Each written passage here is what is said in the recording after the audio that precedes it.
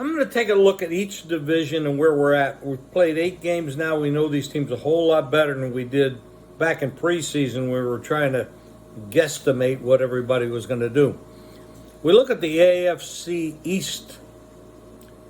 Dolphins 6-2, Bills 5-3, Jets 4-3. It's kind of unbelievable how the Jets keep winning when they can't score and can't move the ball. The Patriots, of course, are 2-6. What do I see coming down the pike? I'm just going to say it's really tough. The Bills this week have a tough game. Dolphins are heading overseas. It's really tough. It's going to come down to injuries, but it's going to come down to the Dolphins and Bills.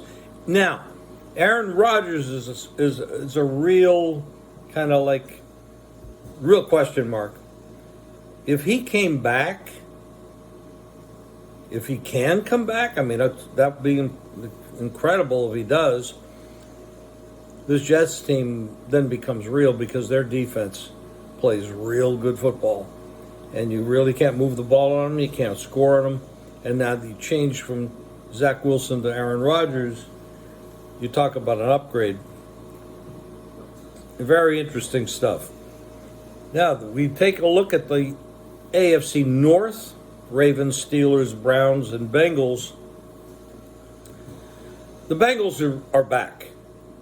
Burrow is healthy now. They're playing incredible. I'm going to throw the game out yesterday with San Francisco. With Trent Williams is out, Deebo Samuel's out. Great game. It wasn't that easy as the score would look like. It was. But the Bengals are for real. And of course, Joe Burrow, they've been there. They've been the last couple of years very successful. The Browns are for real. Their defense is real, but their quarterback issue with Deshaun Watson. And the backup quarterback just doesn't get it done, but they should have won the game. So it's kind of like the Jets. They can't move the ball, but they're in there. They can win.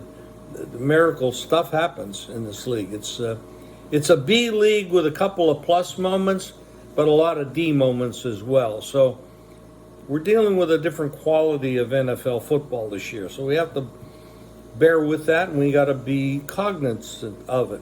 The Steelers, I don't know what the hell they're doing. Their offense is absolutely, I used to say it was 1960s football. It's really 1860s football.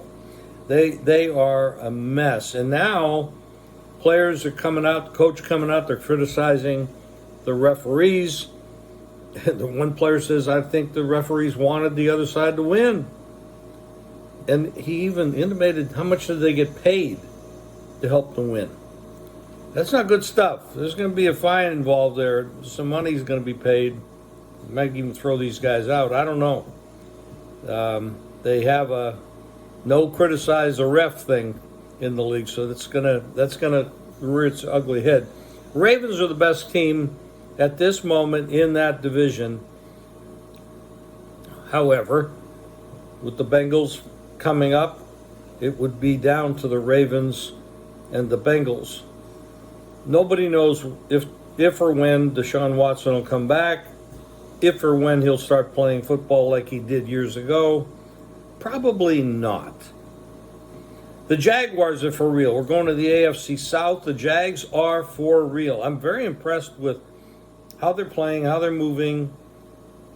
Progress is there. However, they should not have won that game yesterday as easily as it was. I don't know who would have won had it been played a little bit more legitimately, because I agree the refs were terrible and they seemed to favor the Jags. I'm not saying anything for sure, it just looked that way. The Chiefs, struggling, really struggling. Can't get on the same page with the wideouts. Yesterday was a flu day. The Chiefs did not feel well. They got beat by Denver. Denver didn't move the ball. They only won because the Chiefs turned the ball over 5 times. So, and you expecting the Chiefs to win when Taylor Swift isn't in the stands. That might be a little too much to expect. But the Chiefs are still, with that quality defense and Mahomes and Andy Reid, they're still the best team in that division. The Raiders and the Broncos aren't going to do it. The Chargers, no, I don't think so. Not with that coach. Now we go to the National Football Conference East. Eagles, Cowboys. They meet this week. That's a big game. Commanders and Giants, forget them. It's going to come down to the Eagles and Cowboys, and these head-up matches against each other is going to make a big difference. But usually the Cowboys don't hold up very well when they go up against real good competition. And that'll probably maintain itself.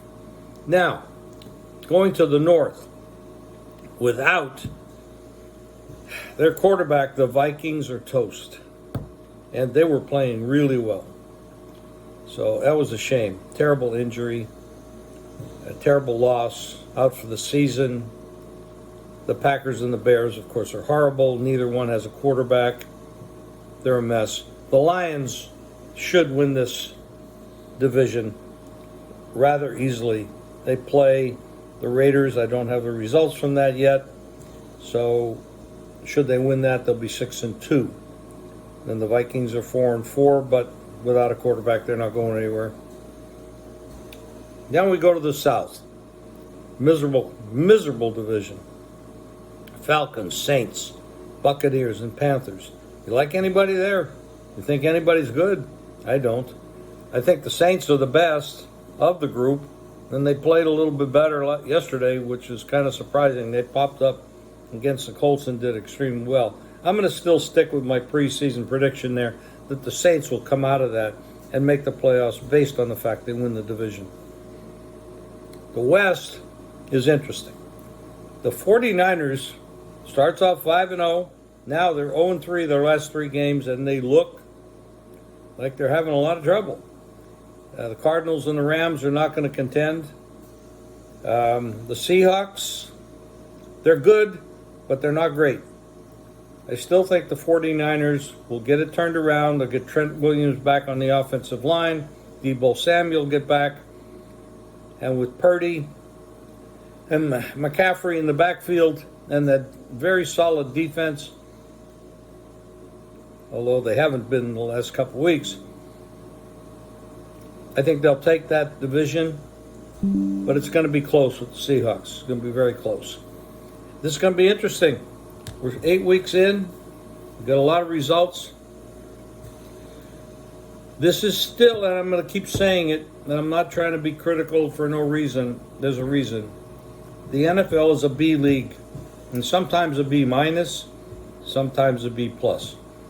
But there's a lot of teams in this league that are only going to get worse because they're going to get rid of some of the talent they have in the trade cut. There's a trade deadline on Tuesday, so a lot of changes should take place. And the good teams are going to be looking for players to shore them up. And the teams that are not doing so well, they're going to get rid of some talent, get rid of some payroll, and look to the draft. And I think that's what they should do. They're not going anywhere this year. We'll talk to you again real soon.